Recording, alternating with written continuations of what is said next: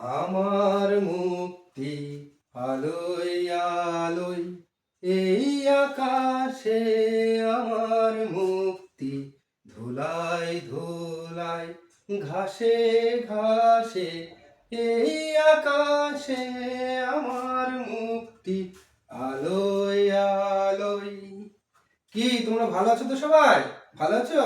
আমিও ভালো আছি। কি বললে? গানটা তোমাদের খুব ভালো লাগে তাই না?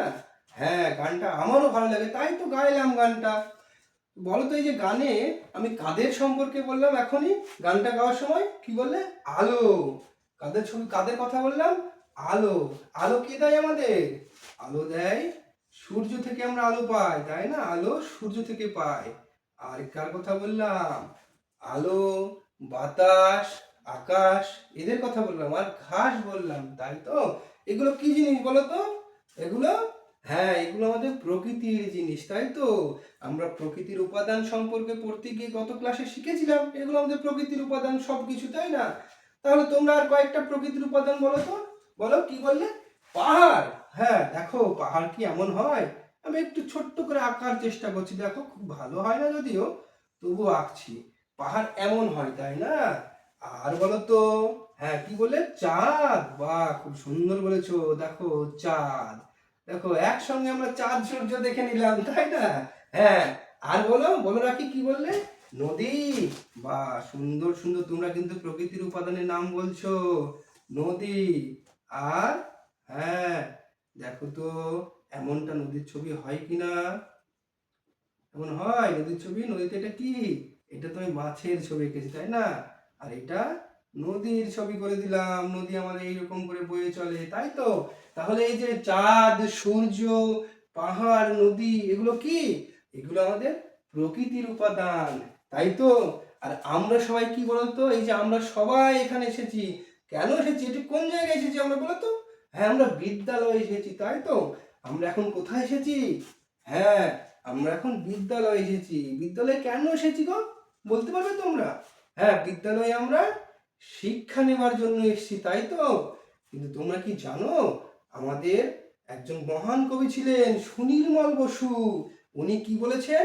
আমরা যেমন বিদ্যালয়ে শিক্ষা গ্রহণ করি, তেমনি এই যে প্রকৃতি, এই প্রকৃতিও কিন্তু আমাদের একটা শিক্ষালয়, এবং প্রকৃতির এই প্রত্যেকটা উপাদানের কাছ থেকে আমরা কোনো না কোনো শিক্ষা নিতে পারি, জানো কি? জানো? বাহ, খুব ভালো। বলো তো তাহলে, তিনি কোন কবিতায় বলেছেন? তিনি কোন কবিতায় বলেছেন বলো তো? বলো আখি, কি বললে? তিনি সবার আমি ছাত্র। বাহ, খুব ভালো বলেছেন তো। তিনি বলেছেন সবার আমি ছাত্র। সবার আমি ছাত্র, এই পাঠ্যাংশে বা এই কবিতায় বলেছেন, তাই তো? এটা আমাদের কোন বইয়ের কবিতা? হ্যাঁ, ঠিক বলেছো আবির।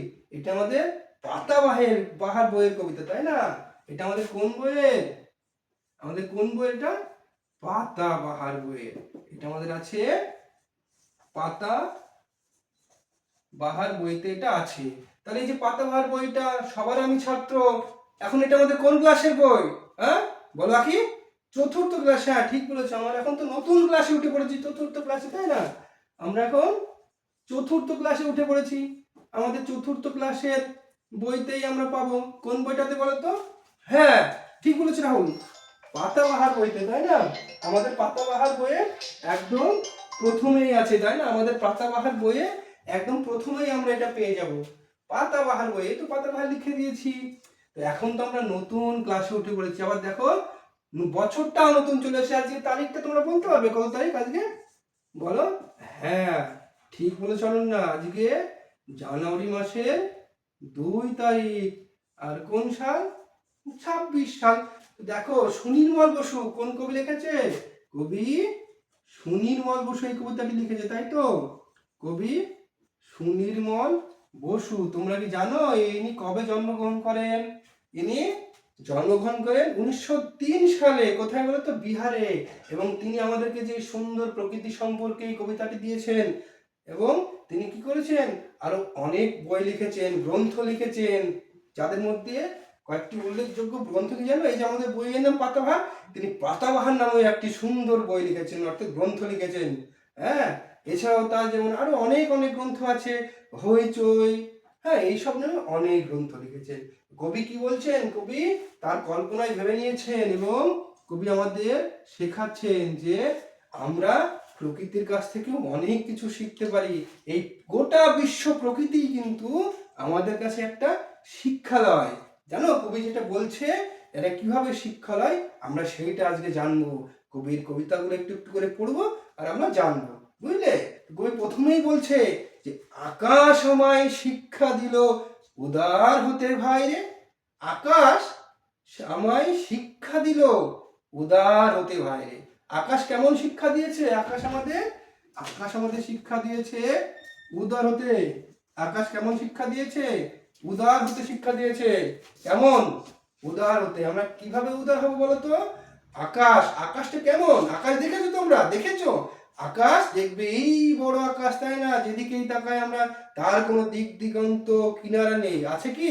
নিশ্চয় নেই। তাহলে আকাশটা কেমন? অনেক বড়। তাই কবি বলছেন আমাদেরকে এই আকাশের মতোই মহান হতে হবে, আকাশের মতোই বড় হতে হবে। আকাশ আমাদের কেমন শিক্ষা দেয়? উদার হওয়ার শিক্ষা দিয়েছে।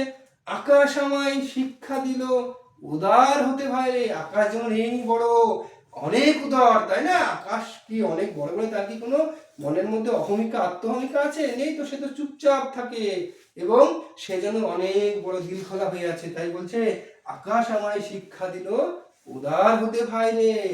এরপরে কবি কি বলছে জানো? এরপরে কবি বলছেন যে কর্মী হওয়ার মন্ত্র আমি বায়ুর কাছে পাই রে। কবি কর্মী হওয়ার মন্ত্র কার কাছে পায়? কবি বায়ুর কাছে পায় কর্মী হওয়ার মন্ত্র। বায়ু কি করে? বায়ু দেখো সব সময় কিন্তু বায়ু বয়ে চলেছে, তাই না? অবিরাম অক্লান্ত বয়ে চলেছে, তাই না? বায়ু বইছে বলেই তো আমরা অনুভব করতে পারি। বলতো বায়ু থেমে গেলে কি হয় বলতো আমাদের? হ্যাঁ ঠিক বলেছ আবির, বায়ু থেমে গেলে আমরা দম বন্ধ হয়ে মরে যাব সবাই, তাই না? তাহলে বায়ু কিন্তু কখনো থামছে না। বায়ু কি করছে? সব সময় অক্লান্ত পরিশ্রম করে চলেছে বায়ু, তাই তো? তাই কবি মনে মনে ভাবছেন আর লিখছেন আমাদের জন্য। কি লিখছেন? যে বায়ুর কাছে মন্ত্র আমি কর্মী হবার পাই। কিসের মন্ত্র পাই? কর্মী হওয়ার মন্ত্র। হ্যাঁ ঠিক বলেছ কৃষ্ণা। মন্ত্র মন্ত্র আমরা কখন শুনতে পাই বলো তো? আমরা পুজোর সময় শুনি মন্ত্র, তাই তো? হ্যাঁ ঠিক তেমনই তেমনই বায়ু কি করছে? আমাদের কানে কানে চুপি চুপি এসে বলে যাচ্ছে যে তোমরা কখনো অক্লান্ত থেমে যেও না, তোমরা কখনো পরিশ্রম করতে করতে ক্লান্ত হয়ে পড়ো না। আমরা যেন সব সময় কর্মীর মতো কাজ করে চলি। আমাদের কি কাজ বলো তো? আমরা এখানে এসেছি, কেন এসেছি? শিক্ষা গ্রহণ করতে, তাই তো? পড়াশুনো করতে, তাই তো? তাহলে আমাদের এখন কাজ কি? আমরা ঠিকঠাক ভাবে মন দিয়ে খুব ভালোভাবে পড়াশুনো করব, তাই তো? তাই কবি বলছেন এই বায়ু আমাদের সেটা শিখিয়ে যাচ্ছে যে আমাদের যেটা পরিশ্রম করার সময়, আমাদের এখন শিক্ষা গ্রহণ করার সময়, আমাদের এখন পড়াশুনো করার সময়, সেটা যেন আমরা থামিয়ে না দিই। আমরা যেন ক্লান্ত হয়ে বসে না যাই। আমরা যেন আমাদের যেটা কাজ, আমরা যেন শিক্ষা গ্রহণ সেটাই করে যাই। এরপরে কবি কি বলছে? পাহাড় শিকায় তাহার সমান হই যেন ভাই মৌন মহান। এটা পাহাড় না? তোমরা পাহাড় দেখেছো? পাহাড় কেমন হয়? ও আবির তুমি দেখেছো? অনন্যা তুমি দেখোনি না? ও তুমি টিভিতে দেখেছো, তাই তো? সে যাই হোক, বলো তো পাহাড়টা কত বড় হয়? পাহাড় কি হয়? অনেক বড় হয়, তাই না? পাহাড় অনেক বড় হয়। তবে পাহাড় অনেক বড় বলে কি সে কোনো গর্ববোধ করে? সে কি ভাবে যে না আমার কাছে কাউকে আসতে দেব না, আমার কাছে কেউ থাকতে পাবে না, কোনো পশু পাখিকে আমি আমার কাছে রাখবো না, কোনো গাছ আমার গায়ে হবে না? পাহাড় কি গর্ববোধ করে যে আমি এই বড়, আমি কারোর জন্য নয়? এটা ভাবে কি? নিশ্চয়ই ভাবে না, তাই না? আমরা চাইলে সবাই পাহাড়ে যেতে পারি, চাইলে সবাই পাহাড় দেখতে পারে, তাই না? পাহাড় কিন্তু গর্ববোধ করে না। পাহাড় কি করে? এত বড় হওয়ার পরেও, এত মহান হওয়ার পরেও পাহাড় কি করে? পাহাড় চুপ থাকে, তাই না? তাহলে আমরাও কি করব? আমাদের কাছে যত কিছুই থাকুক না কেন, আমাদের যতই সম্পদ থাকুক না কেন, আমরা কি করব? এই ঠিক পাহাড়ের মতোই আমরাও করব কি? মৌন হয়ে থাকবো। অর্থাৎ কি? আমরা অহেতুক গর্ববোধ করব না, আমরা আত্ম অহমিকায় পরিপূর্ণ হব না। আমরা শান্ত হয়ে মৌন হয়ে থাকবো পাহাড়ের মতো, আর কি করব, বায়ুর মতো অক্লান্ত পরিশ্রম করে যাব। আমাদের যেটা কাজ সেই লক্ষ্যে যেন আমরা পৌঁছতে পারি, সেই জন্য আমরা পরিশ্রম করে যাব, তাই তো।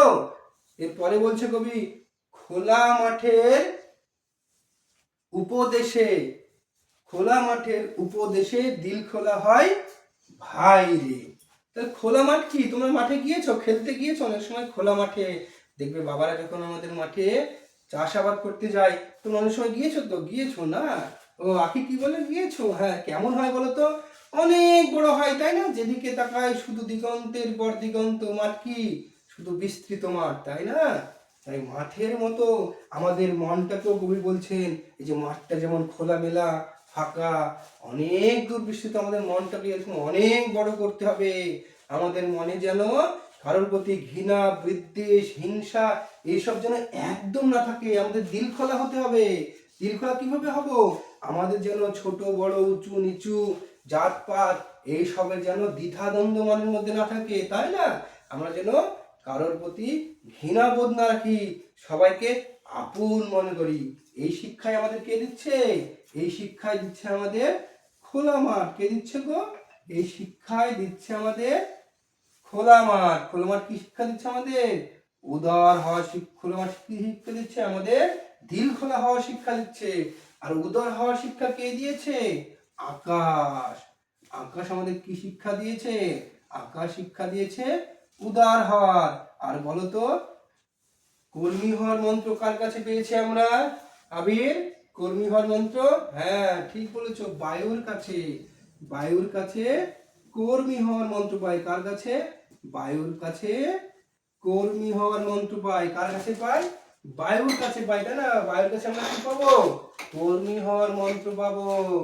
আর আর কোন শিক্ষা পাই বলতো? বায়ু কি করে? বায়ু সবসময় বয়ে চলে। তাহলে বায়ুর মতো আমাদের কি কাজ করা উচিত তোমরা বলো তো?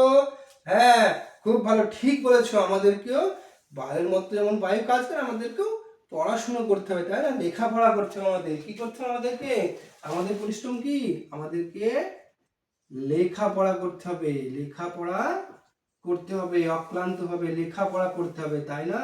বা পড়ালেখা করতে হবে আমাদেরকে, তাই তো।